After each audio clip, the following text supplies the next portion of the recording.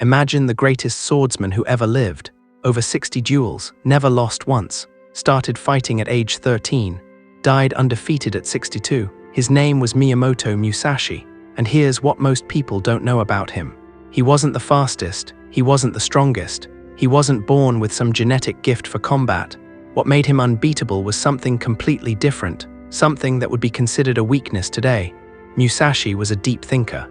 The kind of person who could spend days alone in a cave just thinking. Who would analyze a single sword movement for hours. Who saw patterns and connections others couldn't even imagine. And that depth of thinking, that ability to see beneath the surface of everything, that's what made him impossible to defeat. Today, we're diving into how being a deep thinker made Miyamoto Musashi the most feared warrior in Japanese history. And by the end of this video, you'll understand why your own deep thinking nature isn't a flaw. It's a weapon you just haven't learned to use yet. Before I show you exactly how this works, I invite you to subscribe to the channel, like this video, and tell me in the comments. Are you a deep thinker? Do people tell you that you think too much? This helps the channel grow. Thank you for your attention. Now back to the video. Let me tell you about Musashi's most famous duel, the one that revealed everything about how his mind worked. 1612, Ganryu Island. Musashi was 29 years old. His opponent was Sasaki Kojiro, widely considered the best swordsman in Japan. Kojiro was known for his technique, speed, and his signature move called Tsubame Gishi, the swallow's return. A strike so fast it looked like 3 strikes happening simultaneously.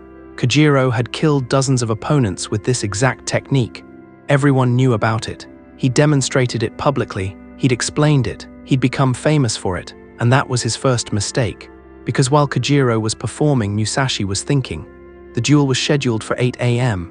Kojiro arrived early, perfect samurai etiquette, dressed formally, sword gleaming, hundreds of spectators gathered. 8 a.m. came. Musashi didn't show up. 9 a.m. passed. 10 a.m. Noon, Kojiro was furious. The crowd was confused. Then 4 hours late, a small boat appeared. Musashi stepped onto the island looking disheveled. No formal clothing. No proper sword. He'd carved a weapon from the boat's wooden oar during the trip, longer than a normal sword, rough, unfinished. Everyone thought he'd lost his mind. Kojiro shouted insults. "You disgrace this duel with your lateness and that piece of wood." Musashi said absolutely nothing. He just walked forward slowly, observing, thinking. Here's what was happening inside Musashi's mind during those 4 hours on the boat. While everyone else would be anxious, nervous, preparing mentally, Musashi was analyzing. He'd spent years studying Kojiro, watching his public demonstrations, noting patterns. He knew Kojiro's technique was built on speed and a standard sword length. So Musashi carved a longer weapon. He knew Kojiro's pride would be inflamed by lateness. An angry fighter makes mistakes. He knew the sun's position at noon would create specific shadows, advantage for certain angles. By practicing meditation regularly, samurai learned how to clear away distractions and keep a strong inner focus. This mental clarity was especially important in battle. Musashi had trained his mind through years of solitary contemplation to see these invisible factors. The duel lasted seconds. Kojiro attacked with his famous technique, the same move that had killed dozens. But Musashi had spent 4 hours on that boat calculating. The extra length of his wooden sword, the angle of approach that would counter Kojiro's speed, the timing of the strike based on Kojiro's habitual pattern. One movement. Kojiro fell, dead. Musashi bowed to the body, returned to his boat and left. No celebration, no explanation, no victory speech. He simply continued his journey, because to Musashi this wasn't luck. This was the inevitable result of deeper thinking meeting shallow performance. Here's what made Musashi a deep thinker in the samurai context. After that duel, he didn't celebrate. He analyzed. What went right? What went wrong? What could I have done better? He spent the next 30 years wandering Japan, not looking for more duels, looking for understanding. He trained alone, he painted, he wrote poetry.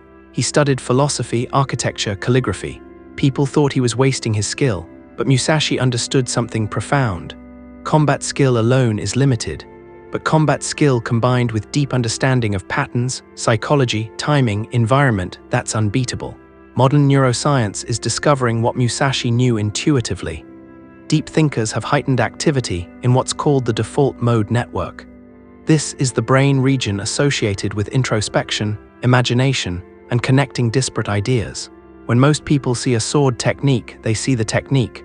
When Musashi saw a sword technique, he saw the principle underneath it, the physics, the psychology, the rhythm, the weakness built into every strength.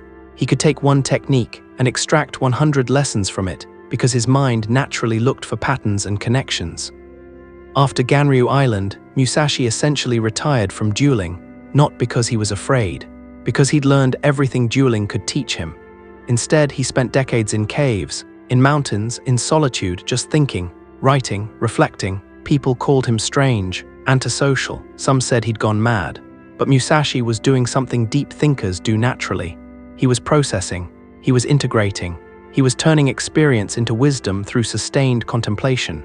And this is what shallow society misunderstands about deep thinkers. Solitude isn't loneliness for them, it's where their real work happens. In his final years, living alone in Rigando Cave, Musashi wrote the Book of 5 Rings, not a manual of techniques, a philosophical text on strategy, perception, and the nature of conflict. One of his most famous principles was, perceive that which cannot be seen with the eye. This is pure deep thinker wisdom. He wasn't talking about mysticism, he was talking about pattern recognition, about seeing the invisible structure beneath visible action, about understanding that most of what matters in combat, in life, in everything, is not on the surface. It's underneath, and only deep thinking reveals it. During the states of mushin or flow, the prefrontal cortex is said to be reduced in activity, which allows decisions to be based more off the instinctual subconsciousness. This is the paradox of deep thinking that Musashi mastered. He thought so deeply about combat that eventually he didn't need to think during combat. His deep analysis became unconscious competence. He'd thought through so many scenarios, studied so many patterns, that his body knew what to do before his conscious mind registered the threat. Deep thinking becomes no mind. Analysis becomes instinct. Contemplation becomes spontaneity. There's a story about Musashi late in his life. A young samurai challenged him, confident, skilled, hungry to defeat the legend. Musashi agreed to meet him. The young samurai arrived at dawn, ready to fight. Musashi sat under a tree painting. The young man was confused. "Master, I'm here to duel you." Musashi didn't look up from his painting. "I know." The samurai waited. An hour passed. 2 hours. Finally he asked, "When will we fight?" Musashi replied, "We already did. You lost when you arrived angry. You lost when you expected me to fight the way you wanted. You lost when you stopped thinking and started performing." The young samurai stared at him, then bowed deeply, and left. That's the power of a deep thinker. Musashi had analyzed the situation so completely that combat became unnecessary. Here's what modern psychology reveals about deep thinkers like Musashi. They have what researchers call high cognitive complexity. They don't see things in binary, good or bad, right or wrong, win or lose. They see gradients, nuance, context, multiple layers of meaning simultaneously. This is why deep thinkers often struggle in shallow conversations, not because they're arrogant, because they're seeing 10 dimensions of the topic while everyone else is seeing one. Musashi applied this to combat. Where others saw attack or defend, he saw timing, rhythm, psychology, environment, deception, dozens of variables all moving simultaneously. But here's the critical part that made Musashi unbeatable. He didn't just think deeply, he thought alone. He understood that deep thinking requires solitude, not because he hated people, because crowds dilute perception.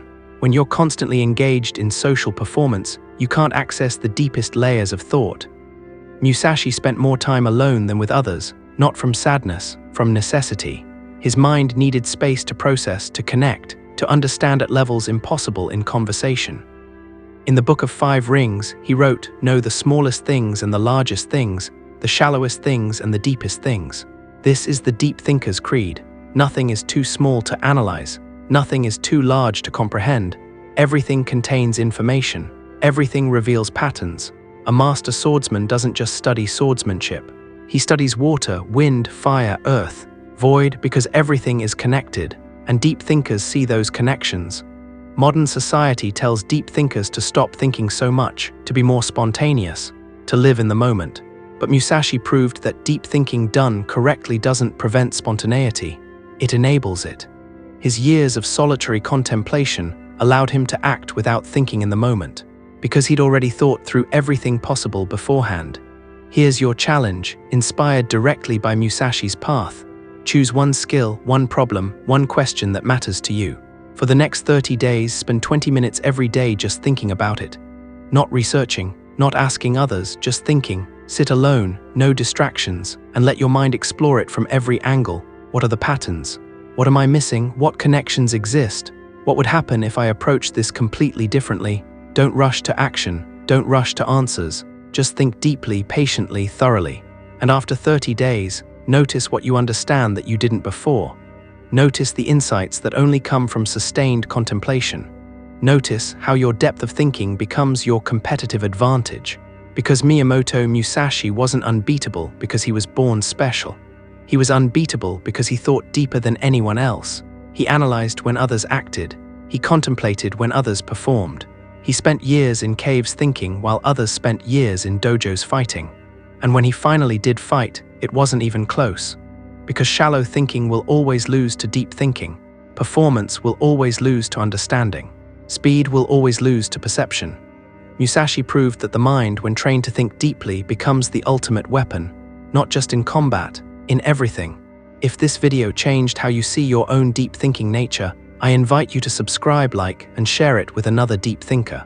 And remember, the greatest swordsman who ever lived wasn't the fastest or strongest. He was the one who thought deepest.